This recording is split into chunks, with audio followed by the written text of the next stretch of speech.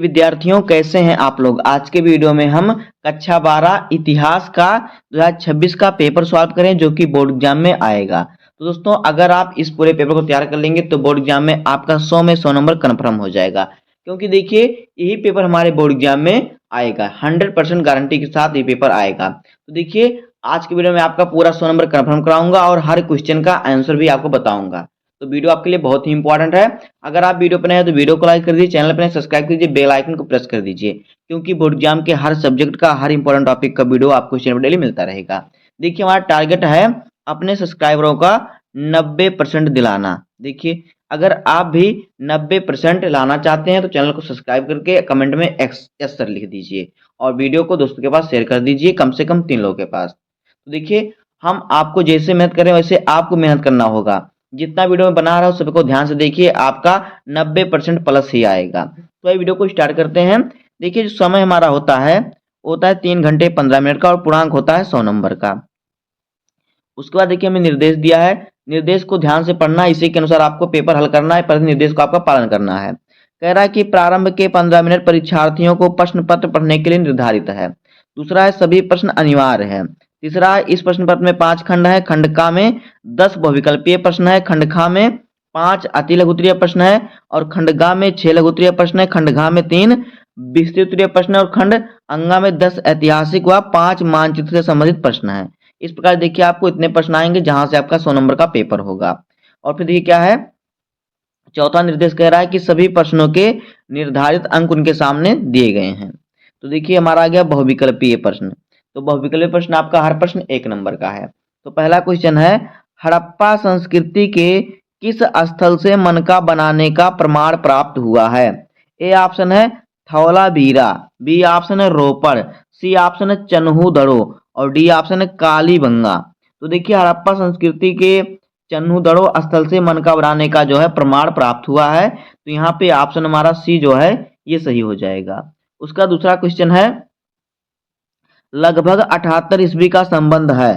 A option है गुप्त शासन का आरंभ, बी ऑप्शन है कनिष्क का राज्यारोहण, सी ऑप्शन है मौर्य साम्राज्य का अंत और डी ऑप्शन है अशोक का शासन। तो इसका सही उत्तर जो हमारा है ये हो जाएगा कनिष्क का राज्यारोहण। तो यहाँ पे ऑप्शन नंबर हमारा बी सही हो जाएगा।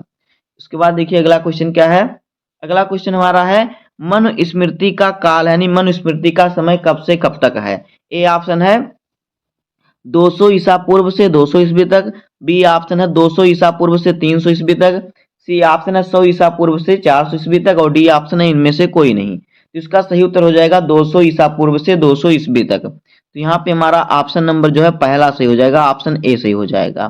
चौथा क्वेश्चन हमारा है, गौतम बुद्ध की मां किस वंश से संबंधित थी। ए ऑप्शन है शाक्य वंश, बी ऑप्शन है माया वंश, सी ऑप्शन है लिच्छवी वंश, डी ऑप्शन है कोलीय वंश। तो देखिए जो गौतम बुद्ध की मां थी ये कोलीय वंश से संबंधित थी। तो यहाँ पे ऑप्शन हमारा डी सही हो जाएगा। उसके बाद देखिए पांचवा क्वेश्चन हमारा क्या है, पांचवा क्वेश्चन है कि अमीर खुसरो किस सूफी संत का शिष्य था। ए ऑप्शन है शेख निजामुद्दीन औलिया, बी ऑप्शन है शेख सलीम चिश्ती, सी ऑप्शन है शेख मोइनुद्दीन चिश्ती और डी ऑप्शन है बाबा फरीद। तो देखिए अमीर खुसरो जो थे वो शेख निजामुद्दीन औलिया के शिष्य थे। तो यहाँ पे हमारा ऑप्शन नंबर जो है ए सही हो जाएगा। उसके बाद देखिए छठवां क्वेश्चन है, पांचवी रिपोर्ट कब ब्रिटिश संसद में पेश की गई। ए ऑप्शन है 1811 ईस्वी में, बी ऑप्शन है 1812 ईस्वी में, सी ऑप्शन है 1813 ईस्वी में और डी ऑप्शन है 1814 ईस्वी में। तो देखिए पांचवी रिपोर्ट जो जो ब्रिटिश संसद में पेश की गई थी वो 1813 ईस्वी में पेश की गई थी। तो यहाँ पे हमारा ऑप्शन नंबर सी सही हो जाएगा। इस प्रकार देखिए आपको हर क्वेश्चन ध्यान से पढ़ना है। सातवां क्वेश्चन है, अवध की रियासत को किसने एक गिलास फल यानी ए चेरी कहा था। ए ऑप्शन है लॉर्ड बेलेजली, बी ऑप्शन है लॉर्ड डलहौजी, सी ऑप्शन है हेनरी हार्डिंग और डी ऑप्शन है बहादुर शाह। इसका सही उत्तर जो हमारा है वो देखिए क्या हो जाएगा, वो हमारा हो जाएगा लॉर्ड डलहौजी। तो यहाँ पे हमारा ऑप्शन नंबर बी जो है ये सही हो जाएगा, लॉर्ड डलहौजी। उसके बाद देखिए हमारा आठवां क्वेश्चन है, प्रिंस ऑफ वेल्स की भारत यात्रा कब शुरू हुई। ए ऑप्शन है 16 नवंबर 1921, बी ऑप्शन है 17 नवंबर 1921, सी ऑप्शन है 18 नवंबर 1921 और डी ऑप्शन है 19 नवंबर 1921। तो देखिए इसका सही उत्तर जो हमारा है वो क्या हो जाएगा, हो जाएगा 17 नवंबर 1921। तो यहाँ पे हमारा ऑप्शन नंबर बी जो है ये सही हो जाएगा। उसके बाद देखिए 8वां क्वेश्चन, हमारा 9वां क्वेश्चन है, दी डिस्कवरी ऑफ इंडिया के लेखक थे। ए ऑप्शन है जवाहरलाल नेहरू, बी ऑप्शन है महात्मा गांधी, सी ऑप्शन है मोतीलाल नेहरू, डी ऑप्शन है सरोजिनी नायडू। तो देखिए इसका सही उत्तर जो हमारा है वो क्या हो जाएगा, वो हो जाएगा जवाहरलाल नेहरू। तो जवाहरलाल नेहरू जो थे D D discovery of India के लेखक थे। तो यहाँ पे ऑप्शन हमारा ए सही हो जाएगा। 10 नंबर क्वेश्चन देखिए हमारा क्या है, कह रहा है कि ऐतिहासिक उद्देश्य प्रस्ताव कब पेश किया गया। ए ऑप्शन है 12 दिसंबर 1946, बी ऑप्शन है 13 दिसंबर 1946 और सी ऑप्शन है 14 दिसंबर 1946, डी ऑप्शन है 15 दिसंबर 1946। तो इसका सही उत्तर हमारा हो जाएगा 13 दिसंबर 1946। तो यहाँ पे ऑप्शन नंबर हमारा बी सही हो जाएगा। उसके बाद देखिए हमारा क्या गया, अति लघुत्तरीय प्रश्न। तो अति लघुत्तरीय प्रश्न आपका जो है हर प्रश्न यहाँ पे 2 नंबर का होगा। तो यहाँ पे देखिए हम क्वेश्चन का आंसर भी आपको बताएंगे। तो 11 नंबर क्वेश्चन है कि किन्हीं 2 उदारवादी नेताओं के नाम बताइए। तो देखिए 2 उदारवादी नेता का नाम आपको लिखना है। तो देखिए गांधी जी के मान राजनीतिक परामर्शदाता गोपाल कृष्ण गोखले तथा मोहम्मद अली जिन्ना 2 प्रमुख उदारवादी नेता थे। उदारवादी नेता एक कर्मिक व लगातार प्रयास करते रहने के विचार के क्या थे, हिमायती थे।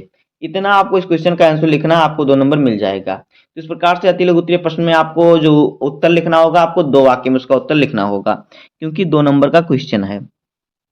अगला क्वेश्चन है, किन्हीं 2 स्थानीय नेताओं के नाम बताइए जिन्होंने 1857 के विद्रोह को मजबूत करने का प्रयास किया। तो उत्तर देखिए, शाहमल।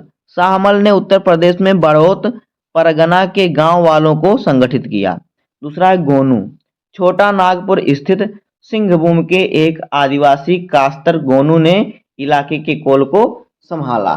उसके बाद देखिए अगला क्वेश्चन हमारा क्या है, यहाँ पे देखिए क्वेश्चन नंबर 13 नंबर क्वेश्चन है कि गजपत के अर्थ को स्पष्ट कीजिए।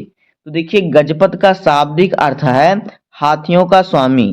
15वीं शताब्दी में उड़ीसा जो जिसे कि जो अब ओडिशा हो गया है कि एक शक्तिशाली शासक वंश का यही नाम था। क्या नाम था, गजपत। विजयनगर की लोक प्रचलित परंपराओं में दक्कन के सुल्तानों को अश्वपति यानी कि घोड़ों के स्वामी और रायों की को नरपत यानी कि लोगों के स्वामी की संज्ञा दी गई थी। उसके बाद देखिए अगला क्वेश्चन क्या है, अगला क्वेश्चन हमारा है इब्न बतूता के वृत्तांत के 2 दोष बताइए। तो उत्तर देखिए नंबर 1, इब्न बतूता ने घटनाओं की क्रमबद्धता पर ध्यान नहीं दिया। दूसरा है उसने अपने वृत्तांतों में तथ्यों के साथ अफवाहों का सम्मिश्रण कर दिया। इस प्रकार से आपको सभी क्वेश्चन का आंसर लिखना है। 15 नंबर क्वेश्चन है हड़प्पा कालीन प्रमुख केंद्रों का एक विवरण प्रस्तुत करें। तो देखिए हड़प्पा, मोहनजोदड़ो, चनूतड़ो, कालीबंगा और फिर क्या है कोट दीजी, रंगपुर, रोपड़, लोथल, आलमगीरपुर, बनावली एवं थौलावीरा की आज हड़प्पा कालीन प्रमुख क्या केंद्र थे। तो इतना आपको लिखना है इस क्वेश्चन का आंसर। तो उसके बाद देखिए हमारा जो 5 क्वेश्चन है जो हमारा अति लघुत्तरीय का आएगा, जहां से आपको मिलेगा 10 नंबर। उसके बाद देखिए हमारा जो है लघुत्तरीय प्रश्न आएगा। तो लघुत्तरीय प्रश्न आपका हर प्रश्न 5 नंबर का होगा। तो यहाँ पे देखिए हमारा जो है प्रश्न संख्या 16 है कि ग्रामीण बंगाल के बहुत से इलाकों में जोतदार एक ताकतवर हस्ती क्यों था। तो उत्तर देखिए आपको लिखना है कि 18वीं शताब्दी के अंतिम वर्षों की एक महत्वपूर्ण विशेषता ग्रामीण बंगाल में धनी किसानों, जिन्हें की जोतदार के नाम से जाना जाता था, का शक्तिशाली हो जाना यह गंभीर समस्या थी। 19वीं शताब्दी के प्रारंभिक वर्षों में जोतदार अत्यधिक शक्तिशाली बन गए थे। निम्नलिखित कारणों से उनकी शक्ति के विकास में योगदान हुआ। निम्नलिखित कारणों से उनकी शक्ति बढ़ी। देखिए नंबर 1 है जोतदारों के पास जमीन के विशाल रकबे थे, यानी बहुत बड़े बड़े रकबे थे, 1000 एकड़ 2000 एकड़। कुछ जोतदारों के पास तो हजारों एकड़ भूमि थी, जिसके परिणाम स्वरूप उनकी आर्थिक एवं सामाजिक सत्ता में अत्यधिक वृद्धि हो गई। दूसरा है स्थानीय व्यापार एवं साहूकारी के कारोबार पर भी जोतदार का नियंत्रण स्थापित था। परिणाम स्वरूप उस क्षेत्र के गरीब काश्तकार उनकी व्यापक शक्ति से भयभीत रहते थे। तीसरा है वह अपनी भूमि के एक विशाल भाग पर बटाईदार, जिन्हें अधियार अथवा बरगादार भी कहा जाता था, से खेती करवाते थे। बटाईदार एक प्रकार से जोतदार के अधीन होते थे। उसके बाद देखिए हमारा 17 नंबर क्वेश्चन क्या है। 17 नंबर क्वेश्चन हमारा है, विजयनगर की जल आवश्यकताओं को किस प्रकार पूरा किया जाता था। उत्तर देखिए, विजयनगर का क्षेत्र प्रायद्वीप के सर्वाधिक शुष्क क्षेत्रों में से एक था, अतः स्वाभाविक रूप से राजधानी नगर के चुनाव में जल संपदा की और विशेष रूप से ध्यान दिया जाता था। विजयनगर की जल आवश्यकताओं को तुंगभद्रा नदी द्वारा निर्मित एक प्राकृतिक जलकुंड से पूरा किया जाता था। विजयनगर की अधिकांश जल आवश्यकताओं को हिरिया नहर से पूरा किया जाता था। इसका निर्माण संभवतः संगम वंश के राजाओं ने करवाया था। तुंगभद्रा पर बनाए गए बांध से इस नहर में पानी लाया जाता था।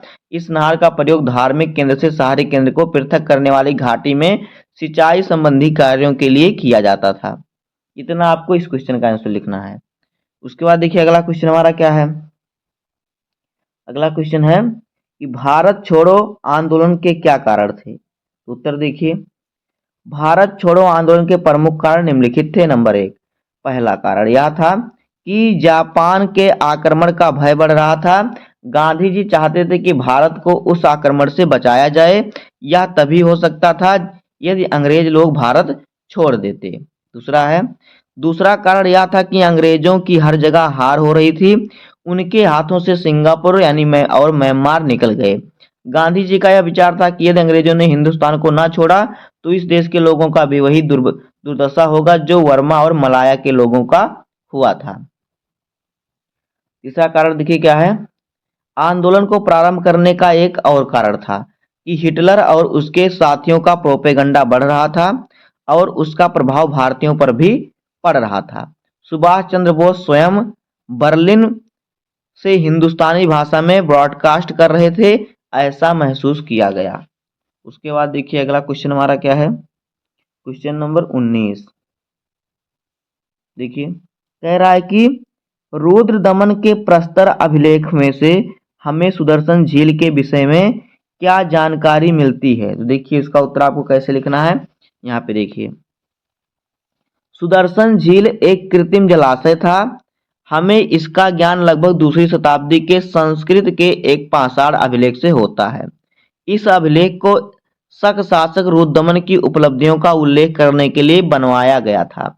इस अभिलेख में कहा गया कि जलद्वारों तथा तटबंधों वाली इस झील का निर्माण मौर्य काल में एक स्थानीय राज्यपाल द्वारा किया गया था, लेकिन एक भीषण तूफान के कारण इसके तटबंध टूट गए और सारा पानी बह गया। तो बताया जाता है कि तत्कालान शासक रुद्रदमन ने इस झील की मरम्मत अपने खर्चे से करवाई और इसके लिए अपनी प्रजा से कर भी नहीं लिया था। उसके बाद देखिए अगला क्वेश्चन हमारा क्या है। Question number 20। तो 20 नंबर क्वेश्चन हमारा है जो कि 5 नंबर वाला क्वेश्चन है। यहाँ पे देखिए क्या कह रहा है। क्वेश्चन हमारा है कि भक्ति आंदोलन के कारणों का वर्णन कीजिए। तो देखिए उत्तर आपको लिखना है, भक्ति आंदोलन के प्रमुख कारण निम्नलिखित है। नंबर 1, मुस्लिम शासकों के बर्बर शासन से कुंठित एवं उनके अत्याचारों से त्रस्त हिंदू जनता ने ईश्वर की शरण में अपने आप को अधिक सुरक्षित महसूस कर भक्ति मार्ग का सहारा लिया। दूसरा है, हिंदू एवं मुस्लिम जनता के आपस में सामाजिक एवं सांस्कृतिक संपर्क से दोनों के मध्य सद्भाव, सहानुभूति एवं सहयोग की भावना का विकास हुआ। इस कारण से भी भक्ति आंदोलन के विकास में सहयोग मिला। तीसरा देखिए क्या है। तीसरा कारण है कि सूफी संतों की उदार एवं सहिष्णुता की भावना तथा अक्सरवाद में उनकी प्रबल निष्ठा ने हिंदुओं को प्रभावित किया, जिस कारण से हिंदू इस्लाम के सिद्धांतों के निकट संपर्क में आए। और चौथा कारण है, हिंदुओं ने सूफियों की तरह अक्सरवाद में विश्वास करते हुए ऊंच नीच एवं जात पात का विरोध किया। शंकराचार्य का ज्ञान मार्ग व अद्वैतवाद पर अब साधारण जनता के लिए बोधगम्य नहीं रह गया था। उसके बाद देखिए हमारा अगला क्वेश्चन है। क्वेश्चन नंबर 21 कह रहा है कि उद्देश्य प्रस्ताव में किन आदर्शों पर जोर दिया गया। तो उत्तर देखिए, जवाहरलाल नेहरू ने 13 दिसंबर 1946 को संविधान सभा के सामने एक ऐतिहासिक प्रस्ताव प्रस्तुत किया, जिसे उद्देश्य प्रस्ताव के नाम से जाना जाता है। उद्देश्य प्रस्ताव में निम्नलिखित आदर्शों पर जोर दिया गया। नंबर 1 है, उद्देश्य प्रस्ताव में भारत को एक स्वतंत्र संप्रभु गणराज्य घोषित किया गया। नागरिकों को न्याय, समानता और स्वतंत्रता का आश्वासन दिया गया। अल्पसंख्यकों, पिछड़े व जनजातीय क्षेत्रों और दलित एवं अन्य पिछड़े वर्गों के लिए पर्याप्त रक्षात्मक प्रावधान किए जाने का वचन दिया गया। और चौथा है, जवाहरलाल नेहरू ने इन उद्देश्यों को रेखांकित करते हुए भारतीय प्रयोग को एक विस्तृत ऐतिहासिक संदर्भ में प्रस्तुत किया। अब देखिए हमारा आ गया विस्तृत उत्तरीय प्रश्न। यहाँ पे हर प्रश्न आपका 10 नंबर का होता है। तो देखिए यहाँ पे हमारा 22 नंबर क्वेश्चन है कि महावीर के जीवन और उनकी विशिष्टताओं का चर्चा कीजिए। अथवा स्तूप से आप क्या समझते हैं, स्तूप के प्रकारों व इनके विभिन्न अंगों का वर्णन कीजिए। तो यहाँ पर देखिए आपको दोनों में से सिर्फ एक क्वेश्चन का आंसर लिखना होगा, जहां से आपको 10 नंबर मिलेगा। 23 नंबर क्वेश्चन है, सूफीवाद क्या है, इसके मूलभूत सिद्धांत का वर्णन कीजिए। अथवा भारतीय राष्ट्रीय आंदोलन में महात्मा गांधी की भूमिका का मूल्यांकन कीजिए। तो यहाँ पर भी आपको सिर्फ दोनों में से सिर्फ एक क्वेश्चन का आंसर लिखना है, आपको यहाँ से भी 10 नंबर मिल जाएगा। उसके बाद देखिए हमारा 24 नंबर क्वेश्चन है, असहयोग आंदोलन पर निबंध लिखिए अथवा हड़प्पा सभ्यता के पतन के कारण लिखिए। तो यहाँ पर भी आपको देखिए दोनों में से सिर्फ एक क्वेश्चन का आंसर लिखना है, यहाँ से भी आपको 10 नंबर मिल जाएगा। यानी कि आपका जो विस्तृत ये प्रश्न आएगा वहां से आपको 6 प्रश्न दिए जाएंगे, 6 में से आपको 3 प्रश्न का उत्तर लिखना होगा, जहां से आपको 30 नंबर मिलेंगे। उसके बाद देखिए हमारा 25 नंबर क्वेश्चन क्या है, ये आपका 10 नंबर का क्वेश्चन है, कह रहा है निम्नलिखित ऐतिहासिक तिथियों से संबंधित घटनाओं का उल्लेख कीजिए। आपको 10 ऐतिहासिक तिथि दी जाएगी, उस पर आपको घटना का उसकी कौन सी घटना कब घटी थी आपको बताना है। तो देखिए यहाँ पे हमें दिया है, पहला है 185 ईसा पूर्व में। तो देखिए 185 ईसा पूर्व में क्या हुआ था, मौर्य वंश का पतन हुआ था। फिर है 321 ईसा पूर्व, इसमें क्या हुआ था, मौर्य साम्राज्य की स्थापना हुई थी। फिर है 563 ईसा पूर्व, तो इसमें गौतम बुद्ध का जन्म हुआ था। फिर है 375 ईस्वी, इसमें क्या होता देखिए समुद्रगुप्त का शासन था। फिर है 606 ईस्वी, हर्षवर्धन का राज्यभिषेक हुआ था। 1539 ईस्वी में क्या हुआ था, चौसा युद्ध हुआ था। 1780 ईस्वी में क्या हुआ था, हैदर अली और अंग्रेजों के बीच क्या संघर्ष लड़ा गया था, संघर्ष चल रहा था। उसके बाद देखिए क्या है, अगला है 1828 ईस्वी। तो यहाँ 1828 में ब्रह्म समाज की स्थापना हुई थी राजा राम मोहन राय के द्वारा।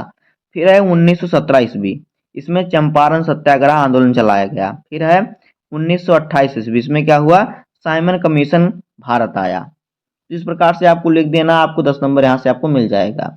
फिर देखिए हमारा अगला क्वेश्चन क्या है, 26 नंबर क्वेश्चन है कि दिए गए भारत के रेखांकित मानचित्र पर निम्नलिखित स्थानों को लिखिए और सही नाम, आपको देखिए क्या स्थान पर दर्शाना, उनका नाम भी लिखना है। सही नाम तथा सही स्थान दर्शाने के लिए आपको 1+1 अंक निर्धारित किए गए हैं। चिन्ह द्वारा दर्शाए उनके नाम भी लिखिए। तो देखिए हमें 5 क्वेश्चन दिए जाते हैं, तो क्या करना होता है आपको। पहला क्वेश्चन हमारा है, वह स्थान जहां से हड़प्पा सभ्यता से संबंधित जुते हुए खेतों का साक्ष्य मिला। तो क्या है, वह कालीबंगा। क्या है देखिए कालीबंगा। तो कालीबंगा आपको नाम लिखना, और कालीबंगा कहाँ पे स्थित है, तो देखिए कालीबंगा जो है ये राजस्थान में है, तो आपको दर्शा देना है। उसके बाद देखिए क्या है, दूसरा है कि वह स्थान जहां श्री कृष्ण ने युद्ध भूमि में अर्जुन को उपदेश दिया। तो कहाँ पे उपदेश दिया था, कुरुक्षेत्र में। और कुरुक्षेत्र कहाँ पे स्थित है, कुरुक्षेत्र देखिए हरियाणा में स्थित है। उसके बाद देखिए अगला क्वेश्चन है, वह स्थान जहां आनंद भवन स्थित है। तो आनंद भवन प्रयागराज में स्थित है। प्रयागराज कहाँ पे है, इलाहाबाद में। इलाहाबाद कहाँ पे है, उत्तर प्रदेश में है। फिर चौथा है, वह स्थान जहां पर स्वामी विवेकानंद का जन्म हुआ। कोलकाता में उनका जन्म हुआ था। कहाँ पे, कोलकाता में, जो कि कहाँ है, पश्चिम बंगाल में है। आगे, वह स्थान जहां पर इमामबाड़ा स्थित है। तो इमामबाड़ा लखनऊ में स्थित है। और लखनऊ कहाँ पे स्थित है, लखनऊ उत्तर प्रदेश में स्थित है, उत्तर प्रदेश की राजधानी है। तो दोस्तों इस प्रकार से आपको देखिए क्लास 12 इतिहास का पूरा पेपर तैयार कर लेना है। आपको पूरा 100 में से 100 नंबर मिलेगा। अगर आप पूरे वीडियो को पूरा देख लिए होंगे तो देखिए अगर आपको पूरा क्वेश्चन मालूम हो जाएगा तो आपको पूरा 100 में 100 नंबर मिलेगा, अगर आप यही पेपर तैयार कर लेंगे तो। बस आज की वीडियो में इतना ही। उम्मीद करता हूँ आपको वीडियो पसंद आया होगा। अगर आपको वीडियो पसंद आए तो वीडियो को लाइक करिए, चैनल पर सब्सक्राइब कर दीजिए। मिलते हैं किसी नेक्स्ट वीडियो में, तब तक के लिए धन्यवाद। जय हिंद।